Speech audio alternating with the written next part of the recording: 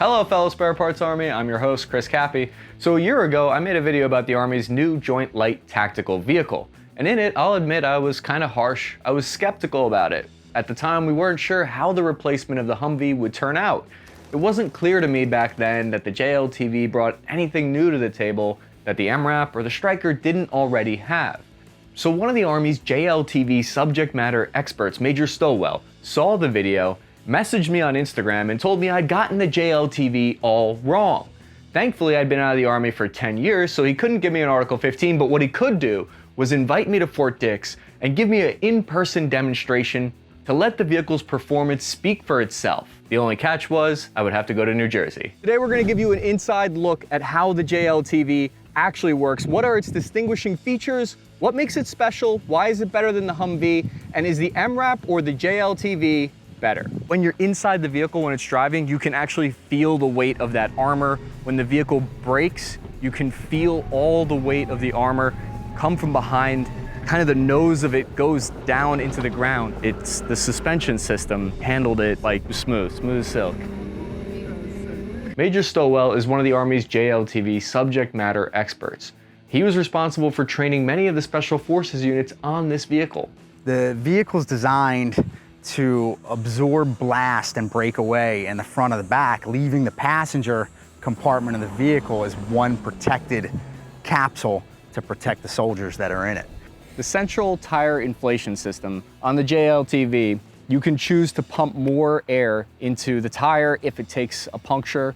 Let's say it's shot, it will, in emergency mode, just keep pumping air into that tire just to get you back to base. This vehicle also has one other feature that was weirdly absent from the Humvee. Yes, the JLTV has cup holders. That's right, the next generation of soldiers will never know the hardship of spilling your gross Army-issued coffee all over yourself because there's no cup holders in the back. Why weren't there cup holders before? I have no idea. Your guess is as good as mine.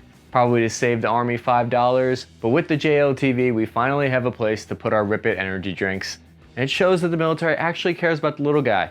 The new whip can carry 3,000 additional pounds. It can drive 400 operational miles, which means we could have taken that trip from New Jersey to Boston and back, but according to the Major, that's a gross misuse of Army time and equipment. It can also go almost 30 miles per hour faster than the old Humvee.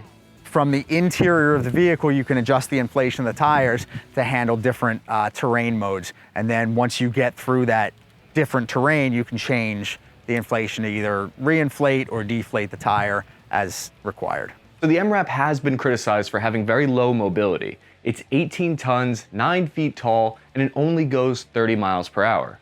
The JLTV, on the other hand, can go 70 miles per hour, and it only weighs 11 tons. Of course, the MRAP can carry 5 additional soldiers. The cons start to outweigh the pros for the MRAP. When the JLTV has a fording kit, it can go through 60 inches of water. And you'll see the way it actually works is the whole vehicle actually lifts up and it can then go through all that water. So if you're in the National Guard, you're used to going through flooded streets, that's a huge advantage. So we're talking neck deep water that this vehicle can now ford with what is essentially just an extension for the exhaust pipe. The turret actually is about 500 pounds of armor up there. A lot of interesting features inside the JLTV, including this adjustable gunner's platform, which for us short guys, you don't have to stand on MRE cases anymore. You can actually have it lift up 4 different settings.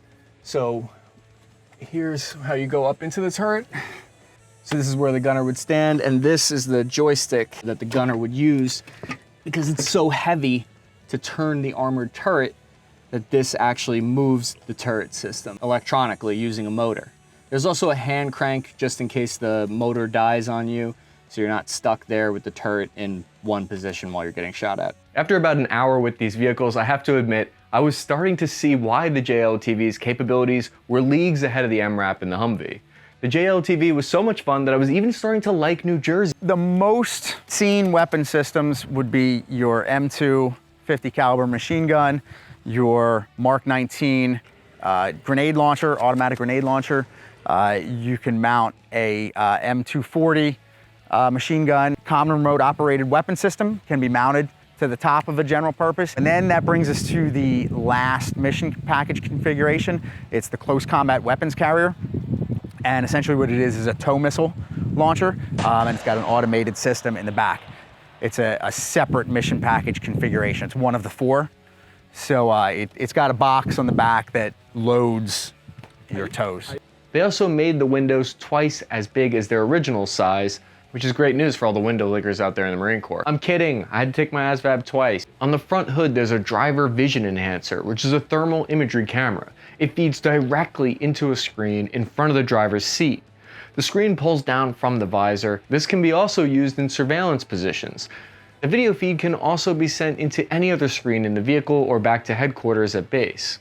The situational awareness in the JLTV was limited compared to the Humvee. Sometimes we notice when you're going over a really steep incline, you can't really see over the hood of the vehicle. So to solve that problem, there's a camera actually located in the front of the vehicle. It allows the driver to actually kind of see ahead and below so that they know they have clearance when going over a big hill. The computer screen in front of the driver gives a diagnostic readout which tells you the health of the vehicle. You can visually see the angle that you're on, which can warn you if you're about to go over the 40-degree limit where the vehicle starts to roll over. It'll let you know if there's a problem with the tires or the suspension system.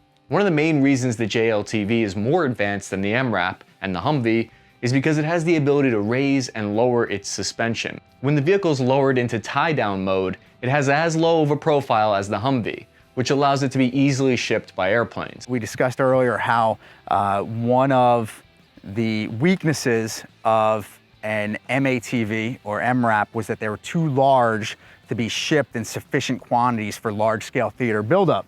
So we had to mimic the size of a Humvee for shipment.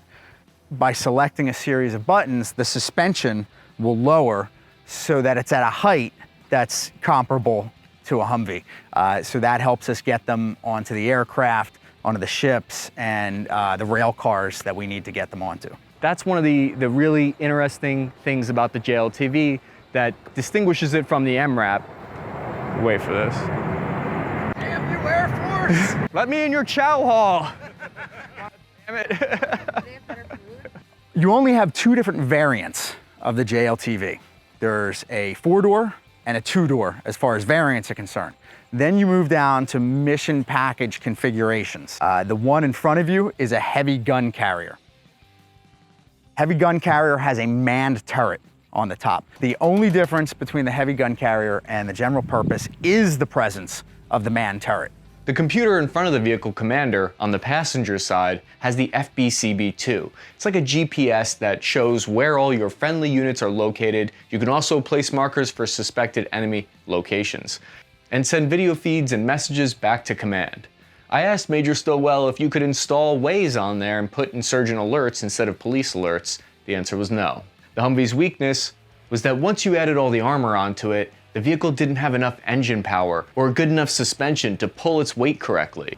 It's not the horsepower this vehicle needs. You probably thought that doesn't sound like a lot of horsepower because it's the torque that the vehicle requires. But this thing has a lot of torque. It's got an impressive amount of torque. When we accelerated from 0 to 60, it felt like I was on a roller coaster. You get to feel the full power of the 340 horsepower, 800 pounds of torque. You can feel the suspension system working to balance the ride out. Fire extinguisher systems which automatically deploy in the case that it senses fire inside the vehicle. So if that looked heavy, it's because it is. This is a 300-pound armored door. This is actually the B kit version of the JLTV. There's also an A kit. The A kit weighs about 13,500 pounds. B kit weighs 23,000 pounds. With the Strykers, you'd have problems with the air tanks. They'd start giving out and losing some of their capability, and you'd have to do some work on them. So the mitigation for that, when you lower the vehicle to tie-down mode, not only are you making it smaller so it can be shipped, but you're also relieving the stress on the suspension system, which is where the Strykers have the problem.